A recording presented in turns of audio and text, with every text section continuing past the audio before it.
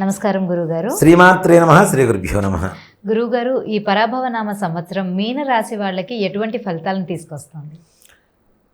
ఈ సంవత్సరంలో మీనరాశి వారు 7.5 సంవత్సరాల శని ప్రభావం ఒకటి, ద్వాదశంలో రాహుగ్రహ ప్రభావం, అలాగే షష్టమంలో కేతుగ్రహ ప్రభావం, కొన్ని రోజుల పాటు సంవత్సరంలో జూన్ వరకు అర్ధాష్టమ స్థానంలో గురువు, పంచమంలో తర్వాత గురువు. ఈ గ్రహస్థితిని అనుసరించి వీడికి ఆదాయం 14, ఖర్చు 11. బాగానే ఉంది. రాజ్యపూజ్యం 7, అవమానం 2. ఇక్కడ మనం చూడండి, రాజ్యపూజ్య అవమానాలు, ఆదాయ వ్యయాలు హెచ్చు తగ్గులుగా ఉన్న చోట కూడా గ్రహస్థితి అనుసరించుకొని చూస్తే కొన్ని చోట్ల బాగానే ఉంది. కొన్ని చోట్ల ఆదాయ వ్యయాలు బాగుంటున్నాయి, గ్రహస్థితి కొంతవరకు ప్రతికూలత చూపిస్తూ ఉన్నాయి మనకి కదా. కాబట్టి వాటిని అంటే ఆదాయ వ్యయాన్ని, రాజపూజ అవమానాలని ధనంతో మాత్రమే ఎక్కడా తూచవద్దు, చూడవద్దు అనేది ముందుగానే చెప్తున్నాం. మరలా ఇక్కడ మీన రాశి వాళ్ళకు కూడా పంచమ గురుడు మంచి యోగకారకుడు అవుతాడు. జన్మశని అంటే వాళ్ళ జన్మరాశిలో ప్రస్తుతానికి శని ఉన్నాడు, పంచమంలో గురుడు, షష్టమంలో కూడా వెళ్తాడు గురుడు, కొంతకాలం చతుర్థంలో ఉంటాడు. ఇక్కడ 3 స్థానాల యోగం ఉంది, గురుగ్రహ ప్రభావం. దాంతోపాటు ద్వాదశంలో ఉన్నటువంటి రాహువు, వీటి వల్ల శత్రు బాధలు పెరుగుతాయి. ముఖ్యంగా రాహు శనిగ్రహ ప్రభావం చేత శత్రు బాధలు పెరుగుతాయి. ఆరోగ్య స్థితి సంపూర్ణంగా క్షీణించేటువంటి అవకాశం ఉంది. కాబట్టి చాలా జాగ్రత్తగా ఉండాలి. షుగర్ ఉంది, షుగర్కి తగ్గట్టుగా ఏదైనా టాబ్లెట్స్ ఉన్నాయి, ఆహార నియమం ఉంది, తప్పనిసరిగా తీసుకోవాలి. నన్నేం చేస్తుంది అని ఇప్పుడు వదిలేయచ్చు కాక అదేం చేయాలో అది చేస్తున్న తర్వాత. కాబట్టి జాగ్రత్త చాలా అవసరంగా కనబడుతుంది. అలాగే ఇంట్లో పెద్దల అనారోగ్య పరిస్థితి కూడా కొంతమేరకు భయాందోళనకు గురి చేసేటువంటి అవకాశాలు కనబడుతున్నాయి. కాబట్టి ఆ విషయంలో కూడా జాగ్రత్త. ఏ చిన్న అనారోగ్య సమస్య పెద్దవాళ్ళకు కావచ్చు, ఈ రాశి వాళ్ళకు కావచ్చు, ఏదైనా వచ్చినా ట్రీట్మెంట్ తీసుకోవడం, చికిత్స తీసుకోవడం అనేటువంటిది తప్పనిసరిగా చేయండి. నిర్లక్ష్యం చేయవద్దు. తద్వారా అనవసరంగా ఇంకాస్త దాని ప్రమాదంగా మార్చుకునేటువంటి స్థితి వరకు తెచ్చుకోవద్దని చెప్తాను. అలాగే ఆర్థికంగా డబ్బులు వస్తాయి, చేతిలో నిలవు.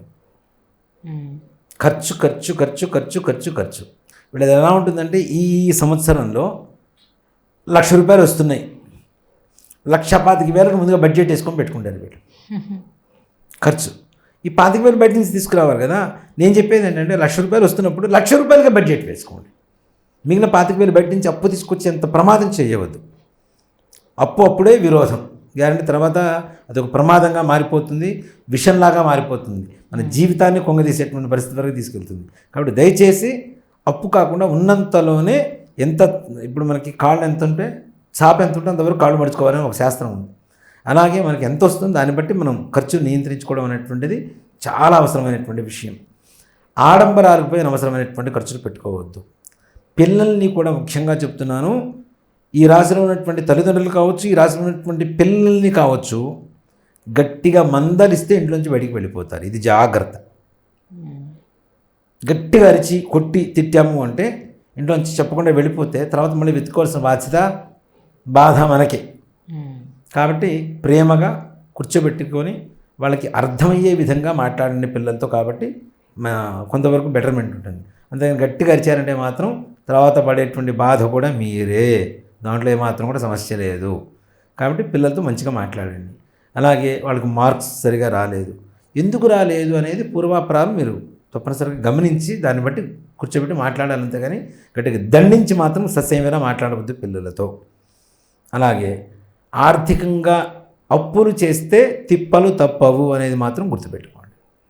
ఈ విధంగా ఉండబోతుంది ఈ సంవత్సరం వీళ్ళకి తప్పనిసరిగా. ఓకే, ఇక వివిధ రంగాల్లో ఉన్న వాళ్ళకి, మీన రాశి వాళ్ళకి ఎలా ఉందో చూద్దాం గురుగారు. అయితే ముందుగా విద్యా, ఉద్యోగం ఎలా ఉందంటారు ఈ రంగం వాళ్ళకి? ఇందాక చెప్తున్నా కదా నాన్న, విద్యా విషయంలో కూడా పిల్లల్ని దండించొద్దు. వాళ్ళకి కొంచెం మతి మరుపు ఎక్కువ అవుతుంటుంది, జ్ఞాపక శక్తి తగ్గుతూ ఉంటుంది. దానికి తగ్గట్టుగా ఏదైనా మీరు పరిహారం చేసుకుంటూ దేవత ఆరాధన చేసుకుంటూ ముందుకెళ్తే బాగుంటుంది. కానీ వాళ్ళని దండిస్తే ఉంటుంది. జ్ఞాపకశక్తి తగ్గిందంటే అది వాళ్ళ తప్పు కాదు కదా, వాటిని ఎవరు చేయరు కదా. కాబట్టి విద్యార్థులు తగినట్టుగా ఏదైనా మనకి మార్కులు రావాలనుకునేటువంటి వాళ్ళు ఉన్నదానికి రెట్టింపు దశలో కష్టపడితే కొంతమేరకు మీకు లాభం అంటే మంచి మార్కులు వచ్చేటువంటి పరిస్థితులు కనబడుతూ ఉన్నాయి. అలాగే ఉద్యోగ విషయంలో ఉద్యోగస్తులకు కూడా ఇక్కడ కష్టకాలంగానే చెప్పబడుతుంది. ట్రాన్స్ఫర్స్ తప్పనిసరిగా వెళ్ళవలసినటువంటి పరిస్థితి. ఫోర్స్ఫుల్. ఇది ఓ మాట చెప్పాలంటే వీళ్ళు కోరుకున్నవి కాదు. మేము ఇక్కడే ఉంటాం అయినా సరే స్థానచలనం తప్పదు, వేరే చోటకి వెళ్ళాల్సిన పరిస్థితి. అక్కడ వీళ్ళు అంటే అధికారులు చెప్పిన చోటకి వెళ్ళలేకపోతే అసలు ఉద్యోగం పోయే ప్రమాదం. వాళ్ళ ఇవ్వని మనం హట్ చేయకూడదు కదా. సో కాబట్టి ఇలాంటి పరిస్థితులు ఉంటాయి. కాబట్టి తగినట్లుగా ఉన్నత అధికారుల మన్ననలు పొందేట్టుగా ప్రేమానురాగాలతో చక్కగా నిదానంగా సమాధానం చెబుతూ మాట్లాడండి. కొంత మేరకు బెటర్మెంట్ దొరుకుతుంది మీకు ఉద్యోగస్తులకు. వృత్తి వ్యాపారస్తులకి ఎలా ఉందంటారు ఈ సంవత్సరం? వ్యాపారస్తులకు పర్లేదు నాన్న, కొంతవరకు బాగానే ఉంటుంది. ముఖ్యంగా నష్టం వాటిల్లేటువంటి పరిస్థితులు అయితే కనపడలేదు. లాభాల బాటలోనే నడుస్తారు. కాకపోతే ఊహించినంత లాభం అయితే ఉండదు. పక్క వాళ్ళని చూసుకొని పులిని చూసి నక్క బాధలు పెట్టుకున్నట్టు పక్క వాళ్ళకి లాభాలు ఎక్కువ వచ్చినాయి నాకు రాలేదని బాధపడద్దు. మనకున్నటువంటి గ్రహస్థితి ప్రతికూలత వలన ఎంతో నష్టం రావాల్సింది, కొంతమేరకు లాభంలో ఉన్నామన్న స్వల్ప ఆనందం ఏదైతే ఉంటుందో దాంతో ముందుకు వెళ్ళండి. తప్పనిసరిగా వ్యాపారస్తులకు బాగుంటుంది. వృత్తి విషయాల్లో కూడాను ముఖ్యంగా చేసేటువంటి పనుల్లో ప్రమాదాలు జరిగేటువంటి అవకాశాలు ఉన్నాయి. కొంచెం జాగ్రత్త వహించాలి తప్పనిసరిగా. ఈ ప్రమాదం కూడాను ఎలా ఉంటుందంటే యాక్సిడెంటల్ రూపంలో ఉంటాయి వీళ్ళకి. కాబట్టి అవి కొంచెం జాగ్రత్త. అనవసరమైనటువంటి దూర ప్రయాణాలు చేయడం ఇట్లాంటివి కూడా మానుకోవడం అనేటువంటిది ఉన్నతమైనటువంటి పని. ఇక రాజకీయ రంగంలో ఉన్న వాళ్ళకి ఈ సంవత్సరం ఎలా ఉండబోతోంది? రాజకీయ రంగం వాళ్ళకి వీళ్ళకి బాగుంటుంది నాన్న. తప్పనిసరిగా మంచి విజయం వస్తుంది. కానీ దానికి మంచి కష్టం ఉంటుంది. కానీ విజయం తథ్యం వీళ్ళకైతే. కానీ విజయం వచ్చిన తర్వాత కూడా కొంతమంది మిమ్మల్ని కళ్ళు పట్టుకుని కిందకి లాగడానికి ప్రయత్నిస్తూ ఉంటారు. కాబట్టి ఆ విషయాల్లో జాగ్రత్తగా ఉండండి. ఉన్నత అధికారులకు మీ మీద లేనిపోని కంప్లైంట్స్ ఇవ్వటం, మిమ్మల్ని బ్లేమ్ చేయాలని చూడటం, ఇట్లాంటి వాళ్ళు మీ చుట్టూ ఉండేటువంటి వ్యక్తులే కొంతమంది ఉంటారు. ఇలాంటి వ్యక్తులతో చాలా చాలా జాగ్రత్త. వాళ్ళు ఏదో చెప్పారని మీరు నమ్మొద్దు. ఇక్కడ ఉన్నత అధికారి మీద కూడా మీకు వచ్చి చెప్పొచ్చు.